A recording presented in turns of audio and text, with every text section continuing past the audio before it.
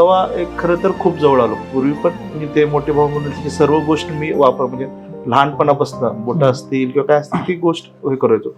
पण जेव्हा वडील गेल्यानंतर जो त्यांनी जवळ घेतलं आणि ज्या गोष्टीनं मी पुढे सरकलो, भावापेक्षा एक वडिलाच्या स्थानी बघतो आणि मला त्याचा शब्द अंतिम राहतो. म्हणजे त्याच्या डोक्यात विचार आला तो बरेचदा असं होतं की ते फ्रिक्वेन्सी असतात म्हणजे आमचे टार्गेट सेम असले पाथ डिफरन्स आहे. करेक्ट. पण त्याच्या डोक्यात एक विचार आला ते पूर्ण करायची म्हणजे ती मग ती घोडदौड लागते. मला ते बरोबर. करून घेतो मी ते.